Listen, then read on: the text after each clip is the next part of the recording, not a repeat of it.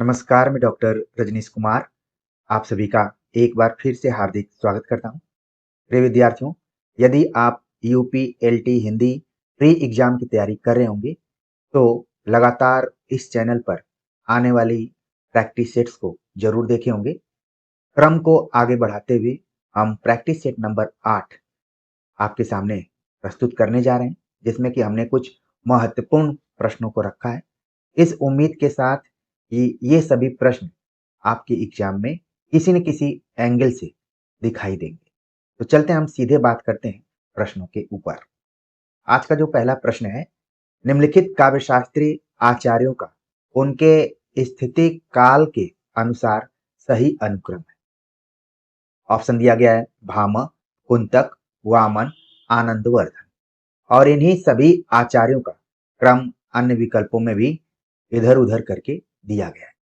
तो आप देख रहे हैं कि ये प्रश्न काव्य शास्त्र से संबंधित है और आचार्यों के जीवन क्रम के हिसाब पर या फिर उनकी स्थिति क्या रही है, किस समय के रहे हैं, उसके आधार पर इसका जवाब देना है। तो इसका जो सही जवाब है यहाँ पर आपने जरूर अपने दिमाग में ला दिया होगा। सही जवाब है ऑप्शन डी, भामह, वामन, आनंदवर्धन और कुंतक। जवाब आने के साथ ही आपके दिमाग में ये भी आना चाहिए कि भामा का संबंध किस संप्रदाय से है, वामन का संबंध किस संप्रदाय से है, आनंदवर्धन का संबंध किस संप्रदाय से है, कुंतक का संबंध किस संप्रदाय से। कोई जरूरी नहीं है कि इसको हम लिखें ही, दिमाग में अगर छप रहा होगा तो मानकर चलिए कि आप सही दिशा में जा रहे हैं। अब क्यों ये ऑप्शन डी सही है, तो कुछ तथ्य जरूर आपके ध्यान में होने चाहिए कि भामा का जो समय 6ठी शताब्दी के आसपास में है, वामन का जो समय है 8वीं, आनंदवर्धन का 9वीं और कुंतक का 10वीं। आप संप्रदायों के हिसाब से भी अनुमान लगा सकते हैं कि कौन सा क्रम सही है और इस तरीके से याद करके भी आप अपने दिमाग में रख सकते हैं। कई जगहों पर देखेंगे कि उसमें पूर्वार्ध और उत्तरार्ध भी लगा रहता है, तो ये सब भी थोड़ा सा क्लियर करना, ठीक है। बाकी इन आचार्यों की जो भी खास खास रचनाएं हैं, उनको भी आपको ध्यान रखना है। आगे बात करते हैं, अगला जो प्रश्न है, काव्य शोभाया कर्तारो धर्मा गुणा, काव्य गुण के संदर्भ में यह कथन किस आचार्य का है। भामह, वामन, मम्मट, दंडी।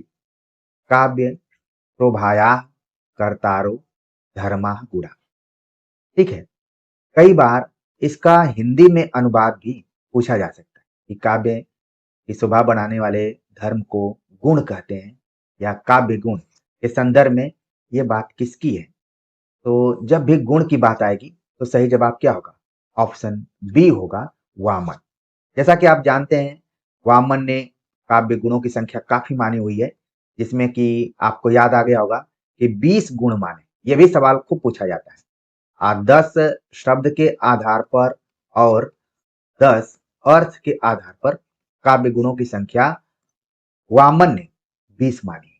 इसके अलावा आप देखेंगे कि 24 भी मानी गई है भोजराज के द्वारा।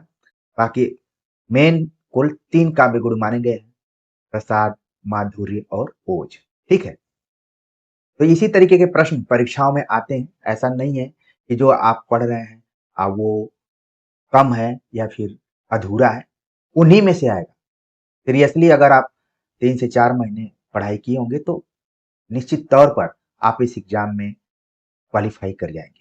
अगला जो प्रश्न है, इस अर्ध सममात्रिक छंद के विषम पदों में 11-11 तथा सम पदों में 13-13 मात्राएं होती हैं, ठीक है। विषम पद आप जानते हैं कि जो चरण है, 4 चरण होते हैं इसमें, ठीक है।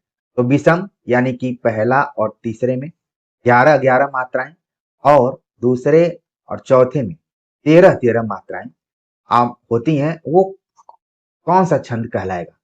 प्रश्न में ही बता दिया गया कि वो छंद अर्धसम मात्रिक छंद है। ऑप्शन दिया गया सोरठा, रोला, चौपाई, दोहा। तो इसका सही जवाब आप लक्षण के आधार पर जरूर ला रहे होंगे। सही जवाब है ऑप्शन ए, सोरठा।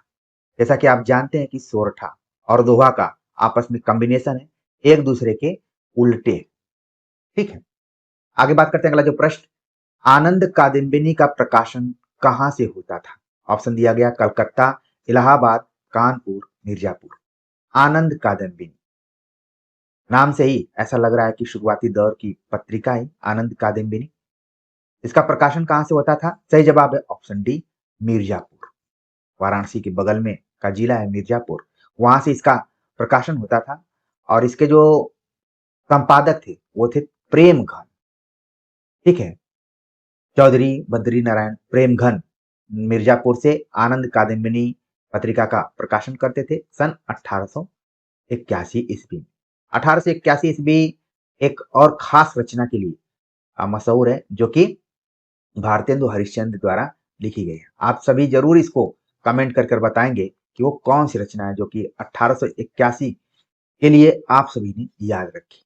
ठीक है, आगे बात करते हैं। अगला जो प्रश्न है, तुलसी के वचनों के समान रहीम के वचन भी हिंदी भाषी भूभाग में सर्वसाधारण के मुंह पर रहते हैं। यह किसका कथन है?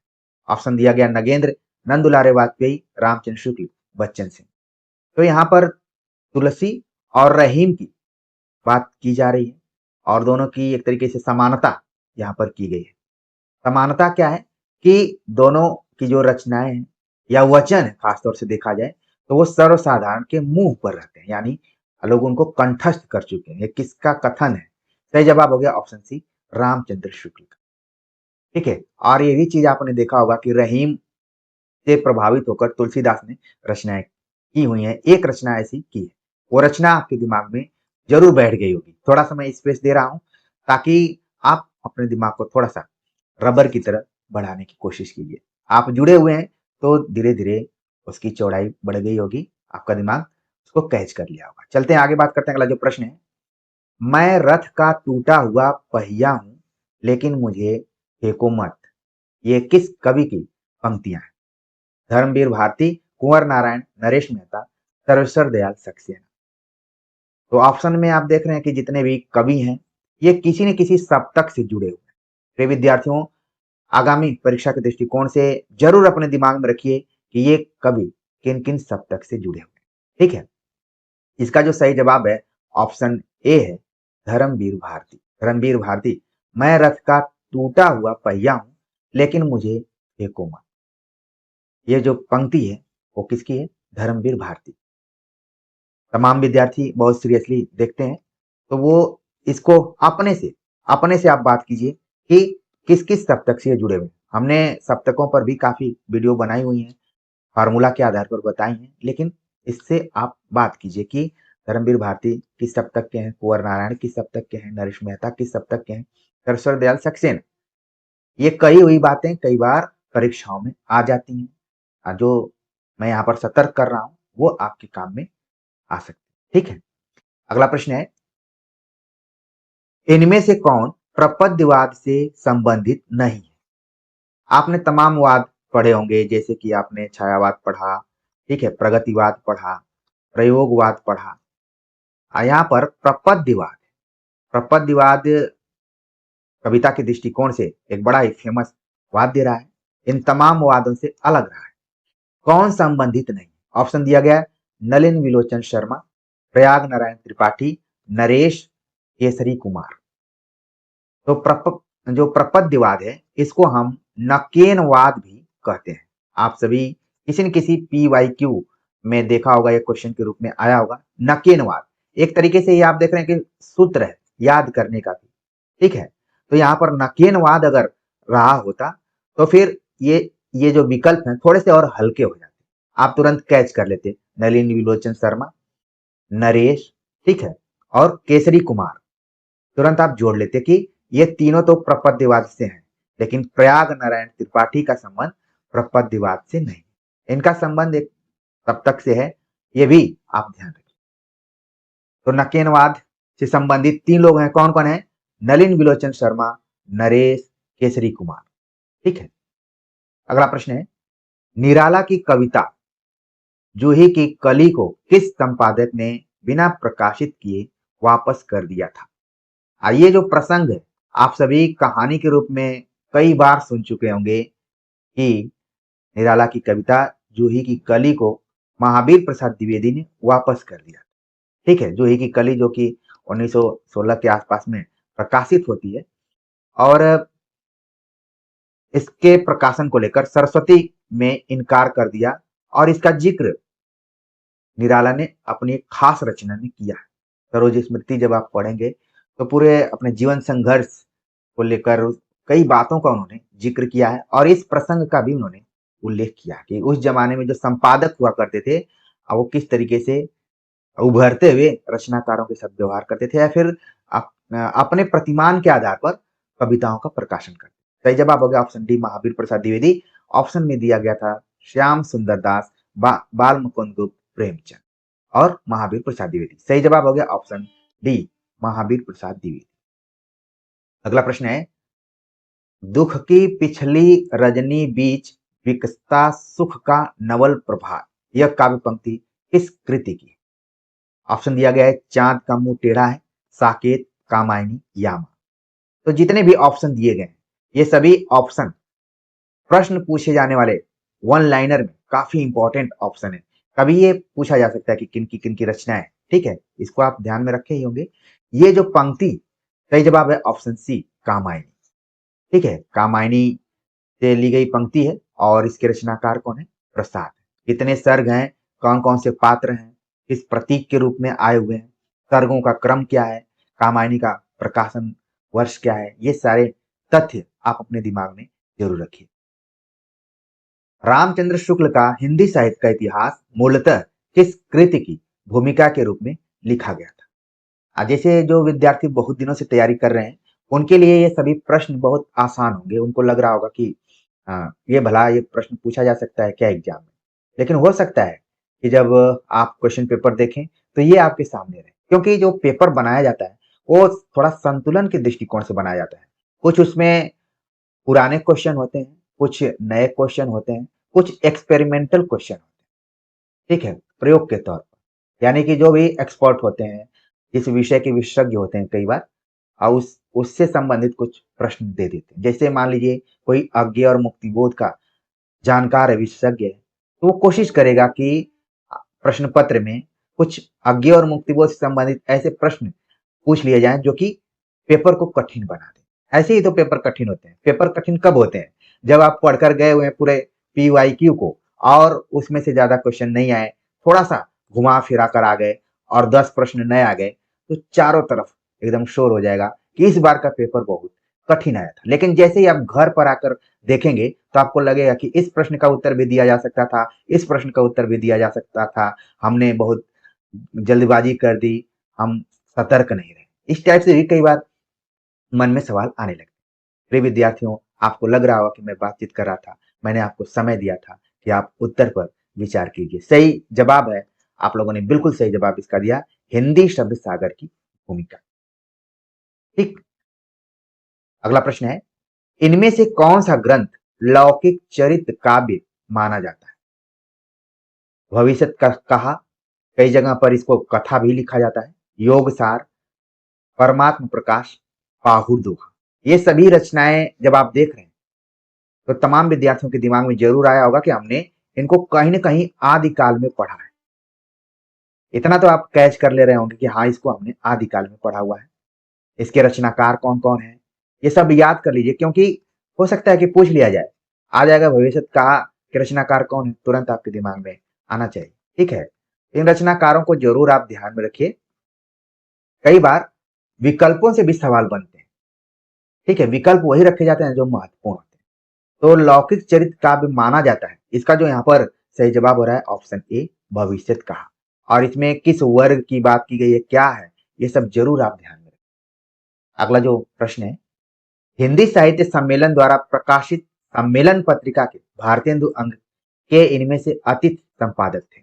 ये प्रश्न आप देख रहे हैं कि कई बार रिपीटेड यहाँ पर है, तो आपको याद हो गया होगा कि हिंदी साहित्य सम्मेलन द्वारा प्रकाशित सम्मेलन पत्रिका के भारतेंदु अंक के जो अतिथि संपादक थे, एक तो होते हैं संपादक जो रेगुलर पत्रिका को निकालते हैं, मतलब कई वर्षों तक जुड़े रहते हैं, और एक होते हैं स्पेशल, उनको दिया जाता है कि ये फला अंक निकल रहा है और आप इसका संपादन करेंगे। आपने देखा होगा कई बार ना विशेषांक आते हैं, बड़ी बड़ी जो पत्रिकाएं होती हैं जैसे कि हंस है या फिर आलोचना है, मुझे नहीं पता है कि आप सभी कितनी पत्रिकाओं को पढ़ते हैं। जैसे बहुत सारे विद्यार्थी होंगे जो याद कर लिए हों कि हंस के संपादक फला है, ढेका है। हो सकता है वो हंस पत्रिका देखे नहीं।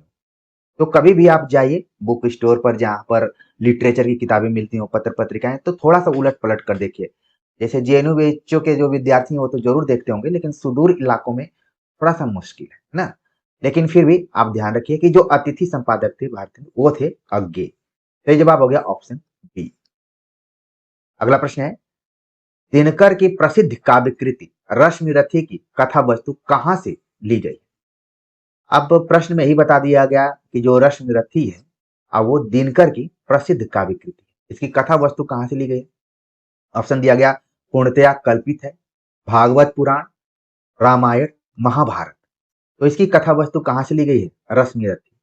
सही जवाब है ऑप्शन डी, महाभारत। इसमें कौन लोग हैं? कई बार इसका पाठ भी किया जाता है रश्मिरथी का। ठीक है, सही जवाब हो गया ऑप्शन डी, महाभारत, कर्ण इत्यादि इसमें।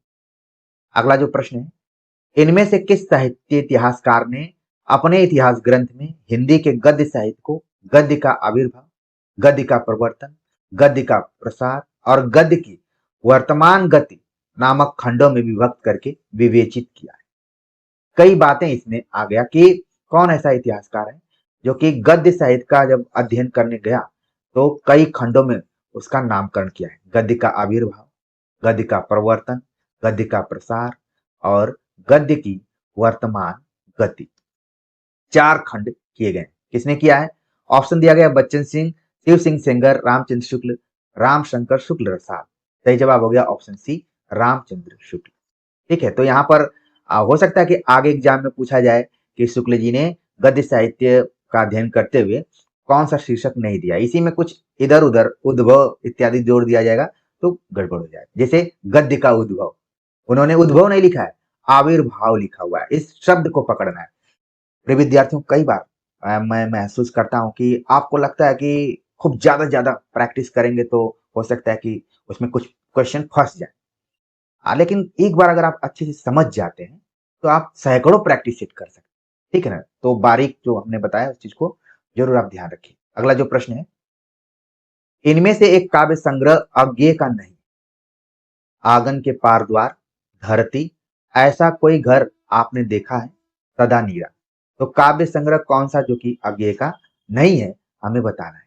तो आपने तुरंत दिमाग लगा लिया होगा कि अज्ञेय का तो हमने सब कुछ पढ़ा, लेकिन ये भी पढ़ा है कि धरती नामक जो काव्य संग्रह है वो अज्ञेय का नहीं है, बल्कि त्रिलोचन का है।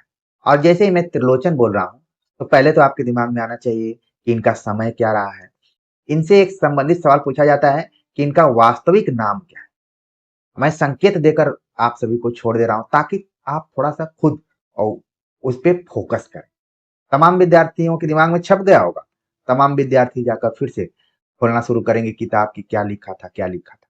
थोड़ा सा आप भी वर्क करेंगे तो फिर आपके अंदर एक कॉन्फिडेंस बिल्डअप होगा कि हमने पढ़ा था कि उनका नाम वासुदेव सिंह।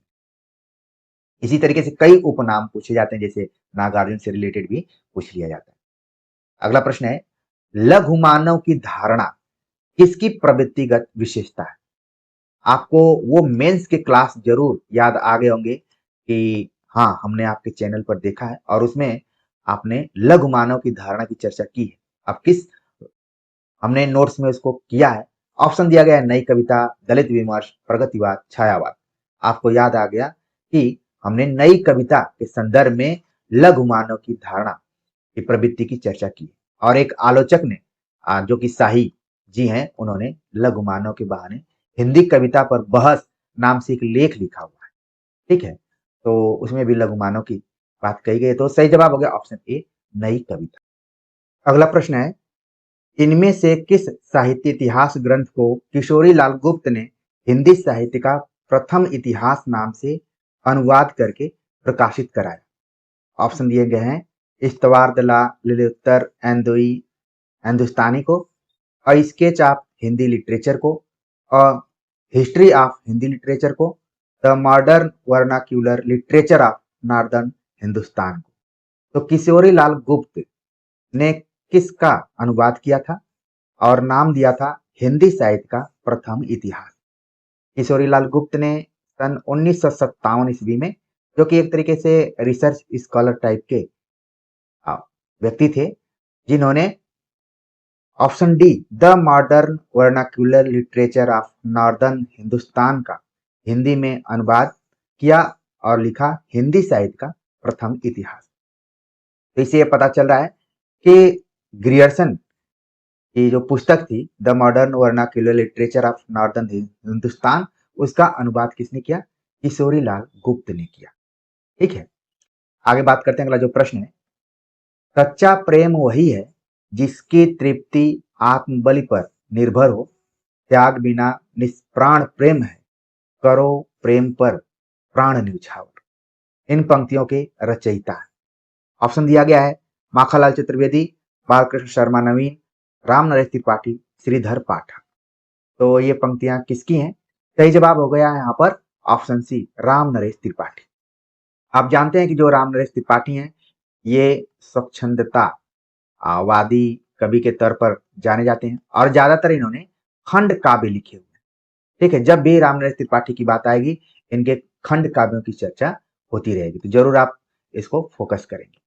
अगला प्रश्न है, आधा गांव इनमें से किस विधा की रचना है? बहुत ही आसान प्रश्न है, बस हमें टिक करते समय इसको सावधानी रखना है। आधा गांव किस विधा की रचना है? कहानी, उपन्यास, नाटक, संस्मरण। सही जवाब हो गया ऑप्शन बी, उपन्यास।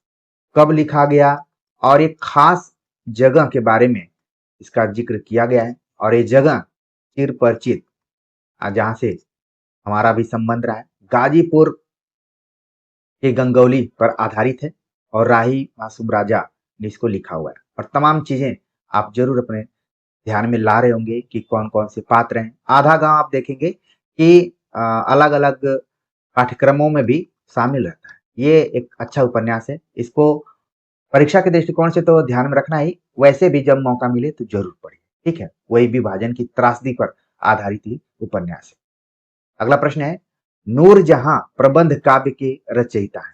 ऑप्शन दिया गया कुतुबन या राम शरण गुप्त, गुरु भक्त सिंह, अयोध्या सिंह उपाध्याय, हरिऔध। तो नूरजहां प्रबंध काव्य के रचयिता कौन है? सही जवाब है ऑप्शन सी, गुरु भक्त सिंह। अगला प्रश्न है, कविता करके तुलसी न लसे, कविता लसी पा तुलसी की कला। तुलसीदास जी के लिए यह प्रशस्त वचन या वाचन इनमें से किसका है? यानी कि ये जो प्रशस्ति गान है वो किसने की है? ऑप्शन दिया गया अयोध्या सिंह उपाध्याय, हरिऔध, जगदम्बा प्रसाद हितैषी, नाभादास, जगन्नाथ दास रत्नाकर। तो कविता करके तुलसी न लसे, कविता लसी पा तुलसी की कला। पहले तो यहाँ पर आप देख रहे हैं कि कैसे शब्दों के माध्यम से घुमा फिरा कर बातें यहाँ पर की जा रही हैं, और जब किसी की प्रशस्ति की जाती है तो इसमें कहीं ना कहीं अतिशयोक्तिपूर्ण अलंकार होता है, और ये बात कही है। सही जवाब हो गया ऑप्शन ए, अयोध्या सिंह उपाध्याय, हरिऔध। तो इसको नोट कर लीजिए। अगला प्रश्न है, नई समीक्षा नए संदर्भ किसकी आलोचनात्मक कृति है? नंद किशोर आचार्य, रमेश कुंतल मेघ, डॉक्टर नगेंद्र, डॉक्टर रामविलास शर्मा। नई समीक्षा नए संदर्भ, यानी समीक्षा भी कैसी है? नई है, और उसके संदर्भ कैसे हैं? नए। इन संबंधों को देखिए, कई बार हमें व्याकरण के दृष्टिकोण से विशेषण इत्यादि को भी देखना पड़ता है। नई समीक्षा, और समीक्षा भी है तो नए संदर्भ में।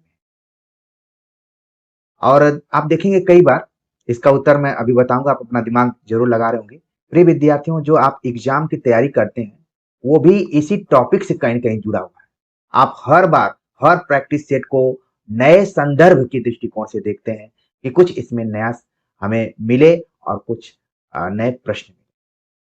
तो इसका जो यहाँ पर सही जवाब हो रहा है ऑप्शन सी हो रहा है, डॉक्टर नगेंद्र ने लिखा नई समीक्षा नए संदर्भ। जंक्शन कहानी के लेखक हैं मुक्तिबोध, अज्ञे, दूधनाथ सिंह, यशपाल। तो जंक्शन कहानी के लेखक कौन है? सही जवाब है इसका ऑप्शन ए, गजानन माधव मुक्तिबोध। अगला प्रश्न है, श्रृंखला की कड़ियां की मुख्य वस्तु क्या है? यानी कथा वस्तु क्या है या फिर मुख्य विषय क्या है? यहाँ पर आपको ध्यान में रखना है। चूंकि ये कथा से रिलेटेड नहीं है, अन्य गद्य विधाओं के अंतर्गत इसका जिक्र किया जाता है, तो मुख्य विषय क्या है? ऑप्शन दिया गया है स्वाधीनता आंदोलन, दलित विमर्श, आदिवासी विमर्श, स्त्री विमर्श। तो जाहिर सी बात है कि आपके दिमाग में आ गया होगा कि महादेवी वर्मा ने इसको लिखा हुआ है। सही जवाब हो गया ऑप्शन डी, स्त्री विमर्श से रिलेटेड इसका मुख्य प्रतिपाद्य है, मुख्य विषय है। और इसका प्रकाशन इत्यादि कब हुआ है, किस टाइप की रचना है, ये सब भी आप जरूर ध्यान रखिए।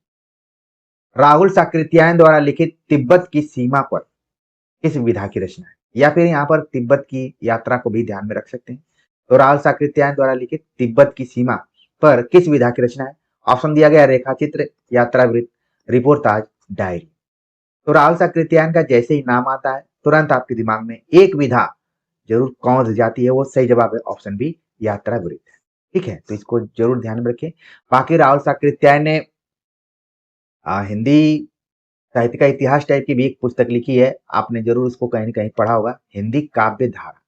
और आदिकाल जरूर आपके दिमाग में आ गया होगा कि नामकरण में राहुल साकृत्यायन का भी एक नाम है, और इन्होंने सिद्ध साहित्य पर भी थोड़ा बहुत काम किया, और हिंदी के पहले कवि कौन हो सकते हैं उसको लेकर भी विचार विमर्श किया। ठीक है, सरापा इत्यादि।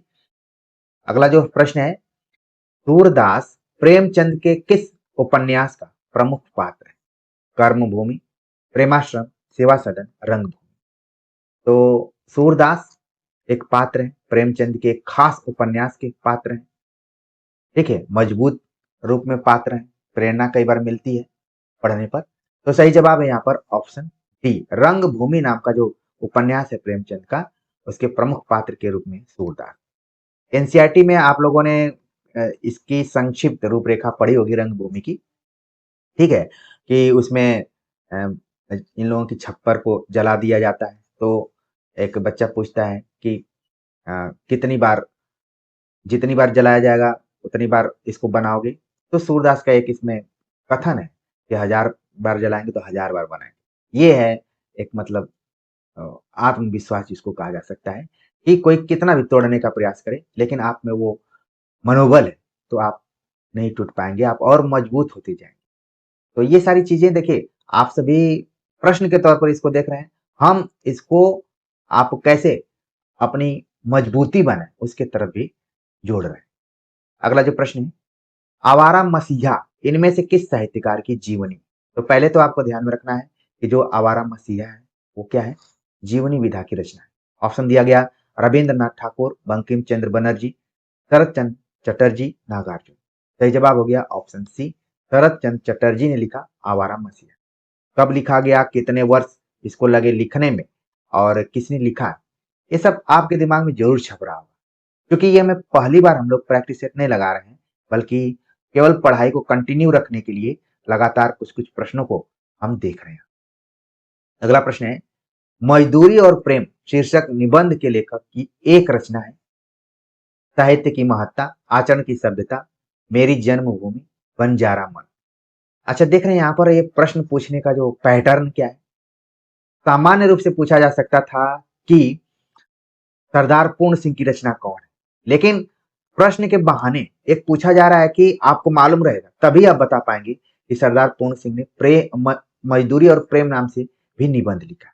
तो देख रहे हैं कितना टेक्निकल यहाँ पर क्वेश्चन बना। इसी तरीके के क्वेश्चन आ जाते हैं तो कई बार विद्यार्थियों को लगता है कि कठिन बन गया, घुमाकर पूछा गया। इस प्रश्न के बहाने सरदार पूर्ण सिंह के कम से कम 2 निबंधों के बारे में आप जानेंगे।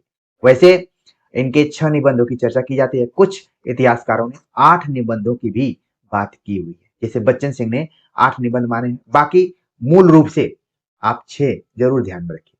बातों ही बातों में आपने सरदार पूर्ण सिंह के अन्य निबंध को यहाँ पर जरूर कैच कर लिया होगा। जी बिल्कुल सही जवाब है ऑप्शन बी, आचरण की सभ्यता। ठीक है, तो ये सरदार पूर्ण सिंह की हो गई। साहित्य की महत्ता, महावीर प्रसाद द्विवेदी की। मेरी जन्मभूमि आज जो है वो है हजारी प्रसाद द्विवेदी की। और बंजारा मन, विद्या निवास मिश्र। तो प्रिय विद्यार्थियों, इसको हिंदी में भी आप पूरा लिख सकते हैं, क्योंकि समय का ध्यान रखते हुए हमने शॉर्ट में बनाया है। अब मान लीजिए आप तैयारी करके गए बढ़िया से, एग्जाम में आ गया कि मेरी जन्मभूमि के निबंधकार है, तो देखिए यहाँ से आपका एक प्रश्न तैयार हो गया। साहित्य की महत्ता, अगर आप सभी ने इग्नू इत्यादि के नोट्स को देखा होगा तो इसमें इस निबंध का संकलन किया गया, बहुत अच्छा निबंध है, पढ़ना चाहिए। बंजारा मन, विद्या निवास मिश्र। इसमें कुछ ललित निबंधकार भी हैं, जैसे कि आप देख रहे हैं हजारी प्रसाद द्विवेदी और विद्या निवास मिश्र हैं, बाकी का आपने देख लिया। अगला प्रश्न है कि आचार्य रामचंद्र शुक्ल के निबंध संग्रह चिंतामणि के अब तक कितने भाग प्रकाशित हुए? तो जो सबसे बेहतरीन वाला चिंतामणि भाग एक है, जिसके वजह से इसकी श्रृंखला आगे बढ़ती है, उसका प्रकाशन तो 1939 ईस्वी में हुआ। फिर धीरे धीरे इसके कई भाग निकले। कितने? एक, दो, तीन, चार। सही जवाब हो गया ऑप्शन ऑप्शन डी हो गया 4। ठीक है। संयोग से जो चौथा भाग संपादित हुआ, उसमें जो हमारे शोध निर्देशक थे प्रोफेसर ओम प्रकाश सिंह, उन्होंने इसका संपादन किया हुआ। ये एक तरीके से उपलब्धि के रूप में देखा जा सकता है और गर्व भी होता है। ठीक, आगे बात करते हैं। अगला जो प्रश्न है, विधा की दृष्टि से अस्ति और भवति कृति क्या है? आत्मकथा, पत्र साहित्य, उपन्यास, निबंध। तो जो अस्ति और भवति, आप संस्कृत में पढ़े होंगे। अस्ति मतलब है, भवति मतलब होता है। ठीक है। तो थोड़ा सा टेक्निकल आप देख रहे हैं, इसका शीर्षक है। तो ये किस विधा में लिखी गई रचना है? सही जवाब हो रहा है यहाँ पर ऑप्शन ए, आत्मकथा। ठीक है। अगला प्रश्न है, बंगाल का अकाल नामक रिपोर्टाज किसकी रचना है? डॉक्टर धर्मवीर भारती, प्रकाश चंद्र गुप्त, शिवदान सिंह चौहान, उपेंद्र नाथ अष्ट। बंगाल का अकाल रिपोर्टाज किसका है मतलब? तो सही जवाब है इसका ऑप्शन बी, प्रकाश चंद्र गुप्त। आप देखेंगे कि इसको कई बार रांगे राघव से भी जोड़कर देखा जाता है। तो उनकी एक रचना है विषाद मठ, जिसमें बंगाल के अकाल की चर्चा की गई है। लेकिन यहाँ पर ऑप्शन जो दिया गया है उसमें ऑप्शन बी, प्रकाश चंद्र गुप्त इसका सही जवाब। 30, 40, 50 उपन्यास के लेखक। एक तो आपने रचना पढ़ी होगी कितने पाकिस्तान। ठीक है। तो तुरंत दिमाग में आ गया होगा। लेकिन यहाँ पर आप देख रहे हैं कि 30, 40 और 50 उपन्यास के लेखक कौन है? ऑप्शन दिया गया है केशव प्रसाद मिश्र, भैरव प्रसाद गुप्त, राजेंद्र यादव, प्रभाकर माचवी। ठीक है। तो इसका जो यहाँ पर सही जवाब हो रहा है ऑप्शन डी हो रहा है, प्रभाकर माचवी। आप सभी जरूर कमेंट करेंगे कि प्रभाकर माचवे का संबंध किस सप्तक से है। हमारी कोशिश ये है कि आप प्रश्न तो हल करिए ही, साथ में जो इंपॉर्टेंट फैक्ट है, जो कि उम्मीद की जा सकती है कि परीक्षा में पूछे जा सकते हैं, उनको जरूर ध्यान में रखिए। प्रभाकर माचवे का भी सप्तक से संबंध है। अगला प्रश्न है, फोर्ट विलियम कॉलेज की स्थापना कब हुई? 1800 ईस्वी में, 1805, 1809, 1810। तो फोर्ट विलियम कॉलेज की स्थापना बहुत ही आसान एक प्रश्न है। सही जवाब हो गया ऑप्शन ए, 1800 ईस्वी में। कहाँ हुई? कलकत्ता में हुई। ठीक है। ये सारी चीजें आप ध्यान में रखिए। और किसके समय में हुई थी? ठीक है। पहले इसके प्रिंसिपल कौन थे? ये सभी भी सवाल कई बार पूछे जाते। अगला प्रश्न है, हिंदी का पहला रेडियो नाटक माना जाता है। हिंदी का पहला रेडियो नाटक माना जाता है। ऑप्शन दिया गया सीमा रेखा, राधा कृष्ण, सेठ बांकेलाल, युग संधि। तो यहाँ पर रेडियो नाटक की बात की जा रही है कि वो पहला रेडियो नाटक कौन सा है? तो सही जवाब हो गया ऑप्शन बी, राधा कृष्ण। और इसके जो रचनाकार कौन है? चतुरसेन शास्त्री। ठीक है। इन्होंने इसको लिखा हुआ है। तो हिंदी का पहला नाटक। जब भी रेडियो नाटकों की बात की जाती है तो एक रचनाकार है चिरंजीत। इनको जरूर ध्यान में रखिए, कई बार एग्जाम में इनसे सवाल पूछे गए। अगला प्रश्न है, भारतीय साहित्य की भूमिका के लेखक हैं रुद्रनाथ सिंह, रामदर्श मिश्र, रामविलास शर्मा, उपरोक्त में से कोई नहीं। भारतीय साहित्य की भूमिका, अभी तक तो आपने पढ़ा था हिंदी साहित्य की भूमिका, लेकिन यहाँ पर भारतीय साहित्य की भूमिका की बात की गई है। सही जवाब हो गया ऑप्शन सी, रामविलास शर्मा। प्रिय विद्यार्थियों, हमने कई बार आप सभी को बताया हुआ कि रामविलास शर्मा ने कोई इतिहास ग्रंथ नहीं लिखा है, लेकिन इतनी किताबें इन्होंने लिख दी हैं कि ये अमर हो गए। बहुत किताबें इन्होंने लिखी। ठीक है। सही जवाब हो गया ऑप्शन सी, भारतीय साहित्य की भूमिका। हिंदी साहित्य की भूमिका के लेखक कौन है? आप सभी के लिए होमवर्क है। ठीक है। चूंकि आप प्रैक्टिस सेट कर रहे हैं, हो सकता है कि कुछ विद्यार्थी ऐसे होंगे जो अभी पहली बार एग्जाम में जा रहे होंगे और उनकी तैयारी बहुत अच्छी नहीं हुई होगी, तो उनको लगता होगा कि सर क्यों नहीं लिख कर ही आंसर बता दे रहे हैं। हम आंसर जरूर बताएंगे। हमारे कुछ विद्यार्थी हैं जो कमेंट करेंगे, आप कमेंट सेक्शन जरूर देखिएगा। ठीक है। और जब आपस में बातचीत करके हम क्वेश्चंस को हल करेंगे तो वो ज्यादा दिनों तक चीजें याद रहती। ठीक है ना। हिंदी साहित्य की भूमिका वैसे आप लोग जानते भी होंगे। अगला प्रश्न है कि इनमें से कौन सी कृति आत्मकथा विधा में है? कलम का सिपाही, क्या भूलूं क्या याद करूं, अतीत के चलचित्र, जहाज का पंछी। तो आत्मकथा विधा में कौन सी रचना है उसे हमें बताना। तो बिल्कुल आप सही जवाब तक पहुंच रहे हैं कि आपने जीवनी पढ़ी है, आत्मकथा पढ़ी है, रेखा चित्र पढ़े हैं, उपन्यास पढ़े हैं, सब चीज पढ़ लिया आपने। आपकी पूरी तैयारी हो गई, बस आप अपने दिमाग को खंगाल रहे हैं। बिल्कुल, इसका सही जवाब हो गया ऑप्शन बी, क्या भूलूं क्या याद करूं। किसका है ये सब आप ध्यान में रखे होंगे। वंदे वाणी विनायको, कई बार ये सवाल पूछा गया है। मुझे याद आ रहा है कि एक दो बार जब मैं खुद परीक्षार्थी था तो ये सवाल आया था। वंदे वाणी विनायको इनमें से किसका निबंध संग्रह। ऑप्शन दिया गया राम वृक्ष बेनीपुरी, विवेकी राय, कन्हैया लाल मिश्र प्रभाकर, कुबेर नाथ राय। तो इसका जो सही जवाब है यहाँ पर ऑप्शन ए है, राम वृक्ष बेनीपुरी। और किस विधा में है, निबंध संग्रह। निम्नलिखित में से ओम प्रकाश वाल्मीकि का कहानी संग्रह, दिवा स्वप्न, नमक का कैदी, खतरी, अपाहिज। तो ओम प्रकाश वाल्मीकि यानी कि दलित साहित्य से संबंधित यहाँ पर एक प्रश्न है। तो सही जवाब हो गया ऑप्शन सी, छतरी। ओम प्रकाश वाल्मीकि की एक कहानी आपने जरूर पढ़ी होगी, नहीं पढ़ी होगी तो समय निकाल कर जरूर पढ़िएगा। सलामी मैंने लिख दिया सलाम, ठीक है। सलाम नाम की कहानी, एक खास प्रथा को इसमें टारगेट किया गया है। जबरदस्त तरीके की कहानी है, समय मिले तो जरूर पढ़िए। अगला प्रश्न है, कवि कंठाभरण के रचनाकार है। दंडी, क्षेमेंद्र, केशव मिश्र, धनंजय। कवि कंठाभरण, ठीक है। तो इसका जो यहाँ पर सही जवाब हो रहा है ऑप्शन बी, क्षेमेंद्र। इसी से संबंधित है कवि कुल कंठाभरण, ये भी कुछ सवाल पूछा जाता है, इसको ध्यान रखिए। अगला प्रश्न है, यदि द्विवेदी जी न उठ खड़े होते तो जैसे अव्यवस्थित, व्याकरण विरुद्ध और उटपटांग भाषा चारों ओर दिखाई पड़ी थी, उसकी परंपरा जल्दी न रुकती। यह कथन किसका है। कहीं न कहीं यह कथन जो है द्विवेदी युग के पूर्ववर्ती कालखंड की तरफ संकेत कर रहा है। और जो हिंदी उर्दू विवाद और तमाम जो भाषा को लेकर आंदोलन चल रहे थे उनके तरफ। तो कह रहे हैं कि यदि द्विवेदी जी न प्रयास करते तो शायद अव्यवस्थित, व्याकरण विरुद्ध और उटपटांग भाषा चारों ओर दिखाई देती। वो द्विवेदी जी आगे की हो गया, किसका कथन है। ऑप्शन दिया गया रामचंद्र शुक्ल, श्याम सुंदर दास, हजारी प्रसाद द्विवेदी, गणपति चंद्र गुप्त। किसका है, सही जवाब हो गया ऑप्शन ए, रामचंद्र शुक्ल। आप देख रहे हैं कि शुक्ल जी को पढ़ना जरूरी है। अब विद्यार्थी बार बार बोलते हैं कि उनकी भाषा नहीं समझ में आती है, तो 91 वीडियोज की प्लेलिस्ट बनी हुई है, आप जाकर समय निकाल कर उसको जरूर देखिए। अगला प्रश्न है कि काव्य शास्त्रीय ग्रंथ काव्य मीमांसा के लेखक हैं। भरत मुनि, विश्वनाथ, राजशेखर, दंडी। तो काव्य मीमांसा के लेखक कौन है, सही जवाब हो गया ऑप्शन सी, राजशेखर। अगला प्रश्न है, इनमें से कालिदास की प्रथम काव्य कृति रघुवंश या मेघदूत, कुमार संभव, ऋतु संहार। तो कालिदास की प्रथम कृति कौन, सही जवाब हो गया ऑप्शन डी, ऋतु संहार। एक चीज आप देखेंगे कि ऋतु संहार में 6 ऋतुओं का वर्णन है, ठीक है। और कालिदास को ही बेस बनाकर हिंदी नाटक में एक बड़ा फेमस नाटक लिखा गया है। जब मैं इस बात को कह रहा हूं तो तमाम विद्यार्थी खुश हो गए होंगे कि जी बिल्कुल आप सही फरमा रहे हैं। और उसमें आषाढ़ शब्द लगा हुआ है। बस इतना ही मैं लिखूंगा, आपको याद आ गया होगा कि किसने लिखा है और कौन कौन से पात्र हैं। कई बार सवाल पूछा है।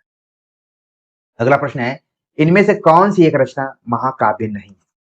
प्रसन्न राघव, शिशुपाल वध, कुमार संभव, किरातार्जुनीय। तो कौन सी रचना है जो कि महाकाव्य की श्रेणी में नहीं। सही जवाब हो गया ऑप्शन ए, प्रसन्न राघव। बाकी जितने भी आप देख रहे हैं कि सब अलग अलग सर्गों में बटे हुए हैं, अलग अलग रचनाकारों के महाकाव्य हैं। आप किसके किसके हैं, कितने सर्ग हैं, आप जरूर अपनी कलम चलाइए। यहाँ पर ऑलरेडी हमने संस्कृत साहित्य का इतिहास संक्षेप में पढ़ाया हुआ है और सभी पर चर्चा किया है। मालती माधव किसकी रचना है। भास, भरत मुनि, भारवी, भवभूति। मालती माधव किसकी रचना है, सही जवाब हो गया यहाँ पर ऑप्शन डी, भवभूति। भवभूति से एक दो सवाल रहते हैं, कुछ नहीं रहता है तो यही करुण रस वाला ही आ जाता है, उत्तर रामचरित वाला आ जाता है। भवभूति सवाल प्राय आते हैं।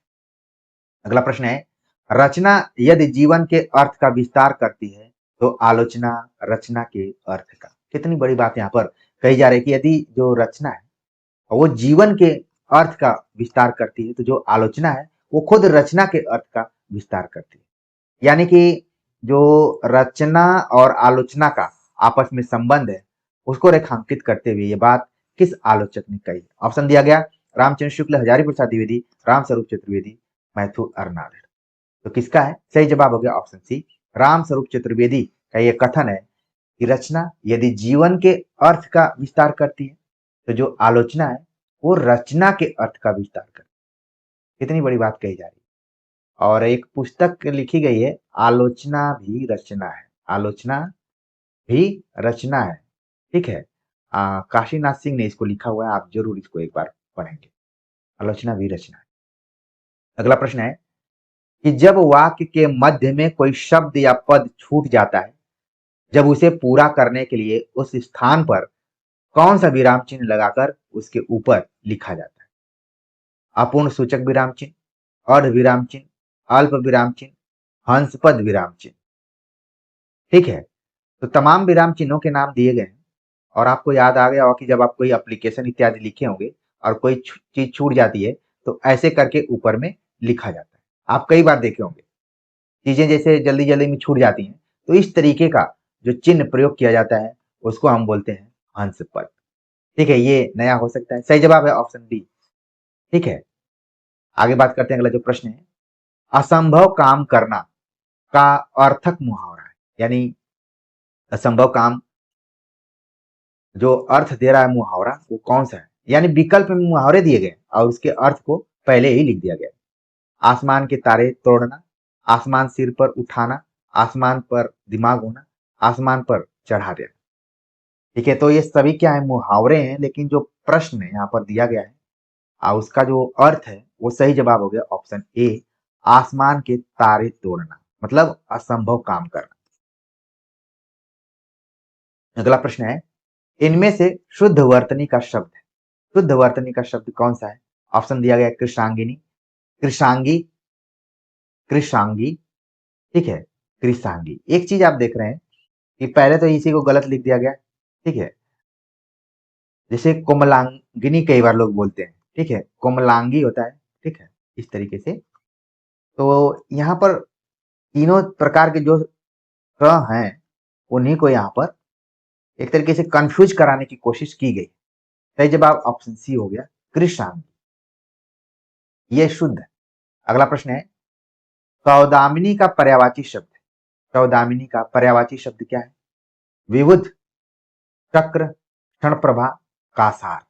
सौदामिनी मतलब ये एक तरीके से बिजली का पर्यायवाची है। सही जवाब हो गया ऑप्शन सी, क्षण प्रभा। और बाकी आप देखेंगे विबुध जो है वो देवता का पर्यायवाची है, शक्र का मतलब होता है इंद्र, और कासार का मतलब होता है ताल, या फिर आपने छोटा तालाब देखा होगा, इसको हम बोलते हैं कासार। ठीक है, और संस्कृत में उसको सरह भी बोलते हैं इस तरीके से। तो सौदामिनी का जो पर्यायवाची शब्द था विकल्प में ऑप्शन सी था। अगला प्रश्न है कि इनमें से कौन सा शब्द सदैव बहुवचन में प्रयुक्त होता है? प्राण, भक्ति, शिशु, पुस्तक। तो सदैव बहुवचन में प्रयुक्त होता है। सही जवाब है ऑप्शन ए, प्राण। प्रिय विद्यार्थियों, मैंने बताया हुआ है कि कौन से ऐसे शब्द हैं जो हमेशा बहुवचन में प्रयुक्त होते हैं। बहुवचन को कैसे पहचाने वाले वीडियो में हमने बताया है। समय मिले तो जरूर देखिए। ठीक है, यहाँ पर प्रश्न का सही जवाब हो गया ऑप्शन ए। तदाकार का शुद्ध संधि विच्छेद है। तमाम विच्छेद दिए गए हैं तदाकार को तोड़ तोड़कर। तद आकार, तत् आकार, तदाकार, तदा आकार, घुमा फिराकर उसी में से तोड़कर इधर उधर किया गया है। सही जवाब हो गया ऑप्शन बी, तत् आकार, और इसमें व्यंजन संधि। ठीक है, इनमें से एक शब्द की वर्तनी अशुद्ध है, वह शब्द कौन सा है? प्रदर्शित, अहोरात्र, इकतारा, भास्कर। तो इसमें कौन सा ऐसा शब्द है जिसकी वर्तनी अशुद्ध है? सही जवाब हो गया ऑप्शन डी।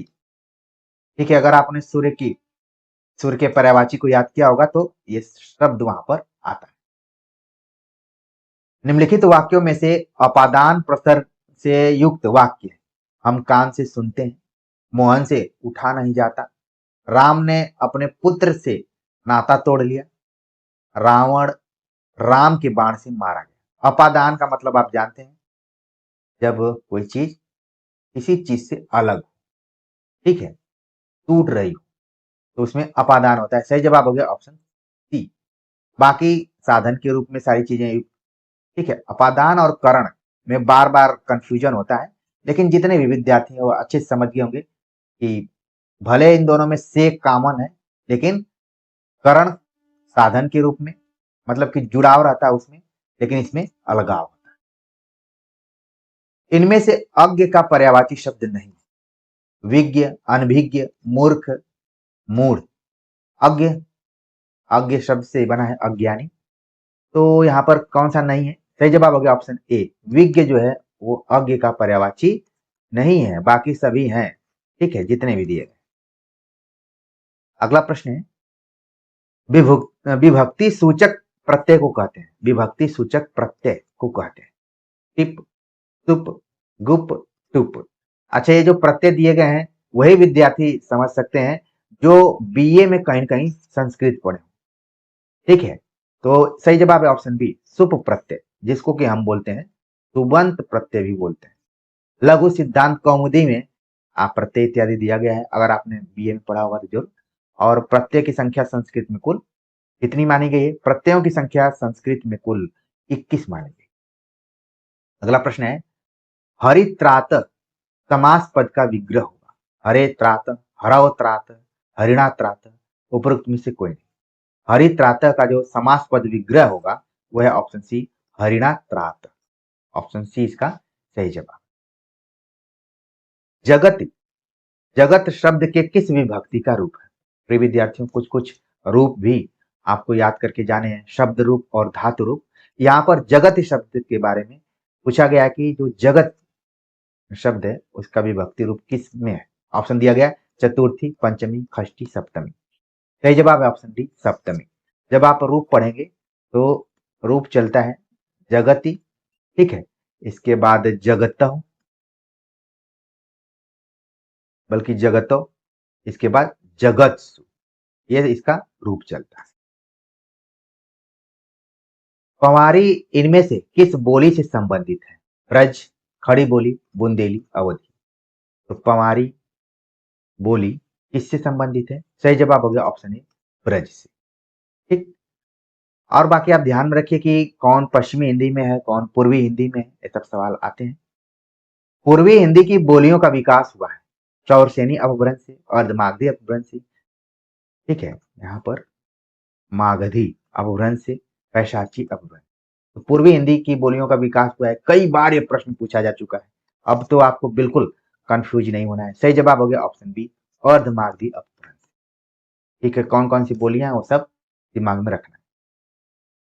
निम्नलिखित ध्वनियों में कौन सुमेलित है? सुमेलित हमें बताना है। ग अघोष है, फ अल्प प्राण है, स उष्म है, थ सघोष है। तो सुमेलित कौन है? सही जवाब है ऑप्शन सी, कि स क्या है? उष्म है, और बाकी सभी क्या है? गलत है। अब आपके दिमाग में आना चाहिए कि हम एकदम से क्लियर कर लें कि अघोष कौन कौन है। सिर्फ पहले और दूसरे वर्ण जो है वो अघोष है, बाकी जो बच रहे हैं वो सघोष है, ठीक। तो ये फॉर्मूला ध्यान में रखिए। महाप्राण जो है, महाप्राण, और वो 2 और 4 है, और बाकी जो बच रहे हैं वो अल्प प्राण है, यानी कि 1, 3, 5।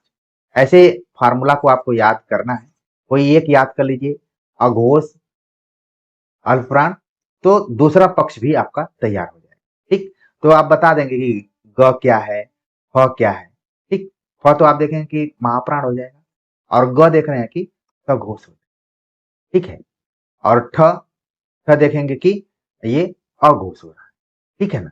ट के बाद ठ आ जाएगा। तो ऐसे ही फार्मूला आपको बिल्कुल ध्यान में रखना है कि अल्प प्राण बराबर 12, अल्प प्राण, बल्कि मैं को बोलूं अल्प प्राण बराबर 135, ठीक, और महाप्राण बराबर 24।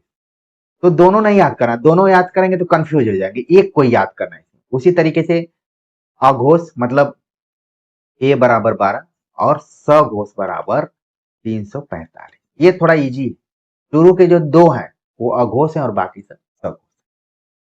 अगला प्रश्न है, बत कहाऊ रसमय जू है, कबित कहावह सोय, कथन किसका है?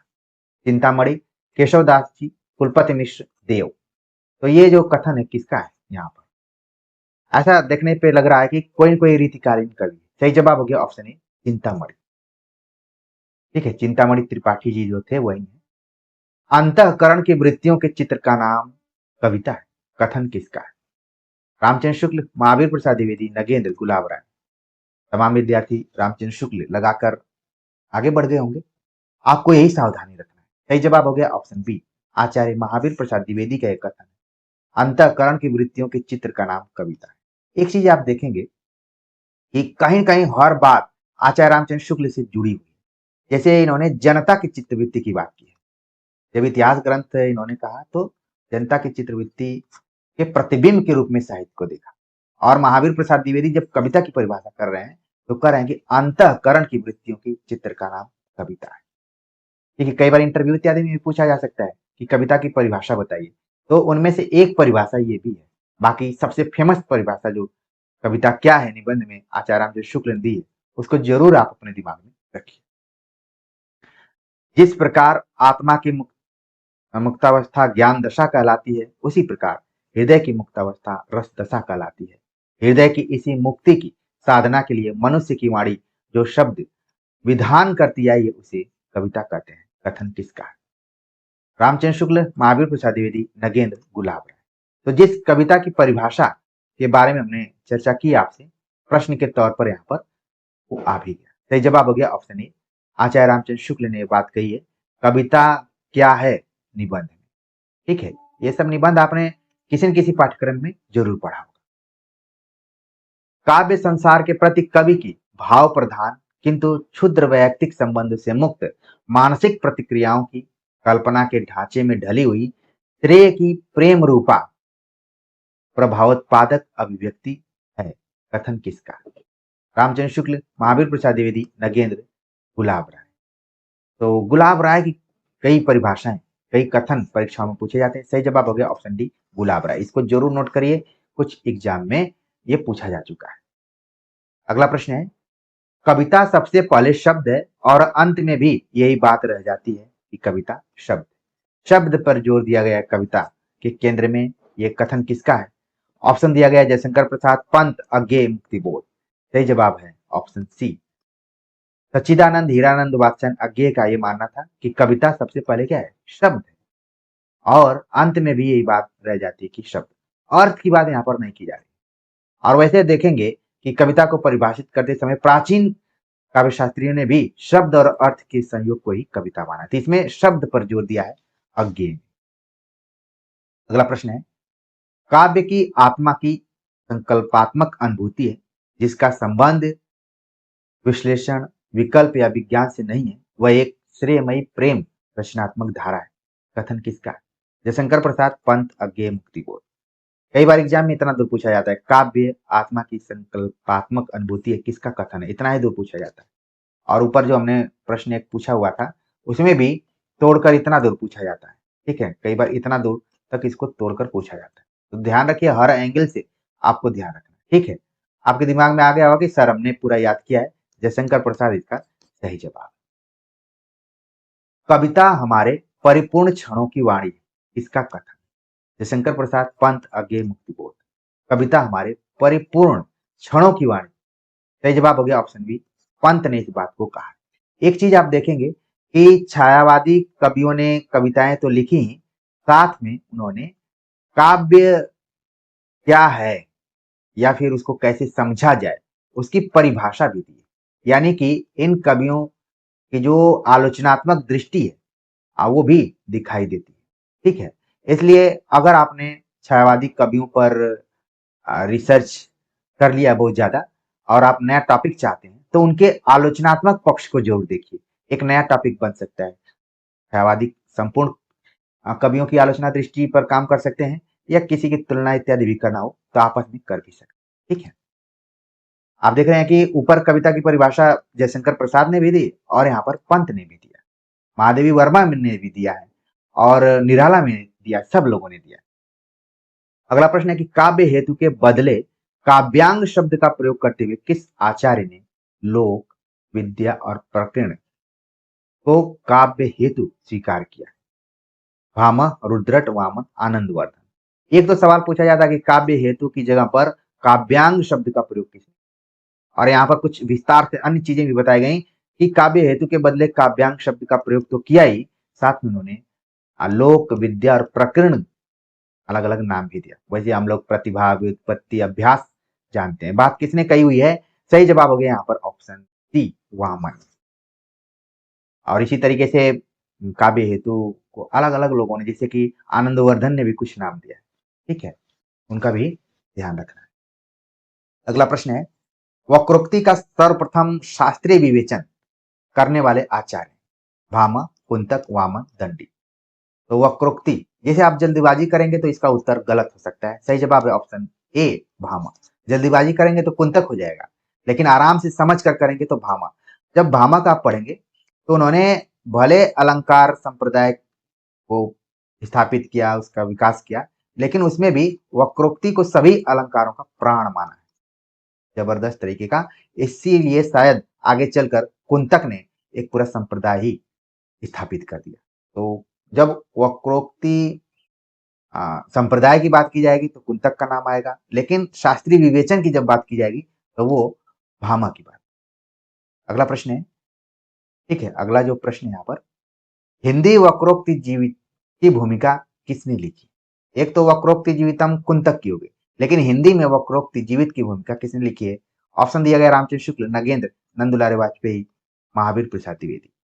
तो इसका जो सही जवाब है ऑप्शन बी है, नगेंद्र। तो प्रिय विद्यार्थियों, हमने आज के प्रैक्टिस सेट में 10 क्वेश्चन थोड़ा सा बढ़ाकर ही दिया हुआ है, ताकि आप अधिक से अधिक कुछ नए प्रश्नों को देखें। हम उम्मीद करते हैं कि इसमें ज्यादातर प्रश्न आपके पढ़े हुए ही आए होंगे, रिवीजन हुआ होगा, और कहीं कहीं कंफ्यूजन हुआ होगा, या फिर इनसे मिलते जुलते जो भी तथ्य होंगे और रिकॉल हुए होंगे, आपको अच्छा लगा होगा, जरूर कमेंट कीजिएगा। और इसी तरीके से आपको प्रैक्टिस सेट करना है। और चूंकि जब मैं आप सभी से चर्चा कर रहा हूँ तो 6 दिसंबर को आप सभी का एग्जाम है, और जब हम चर्चा कर रहे हैं तो 29 नवंबर हो चुका है। तो अभी आप कोशिश क्या करेंगे कि थोड़े अपने नोट्स को देखेंगे। जैसे प्रैक्टिस प्रैक्टिस करते करते पता चला कि आप अपनी खामियों, कमजोरियों पर फोकस नहीं किए, केवल प्रश्न हल करते गए, और एग्जाम में वो कंफ्यूजन लगातार बना रहा जिसको लेकर आप डरते रहे। लोग बोलते हैं ना कि जिसका डर था वही हुआ। तो थोड़ा सा वक्त दीजिए अपने स्टडी पर, थोड़ा सा ना, जो नोट्स आपने बनाया होगा जहाँ कंफ्यूजन इत्यादि, उस पर भी फोकस कीजिए। तो मिलते हैं एक नए टॉपिक के साथ, तब तक के लिए नमस्कार।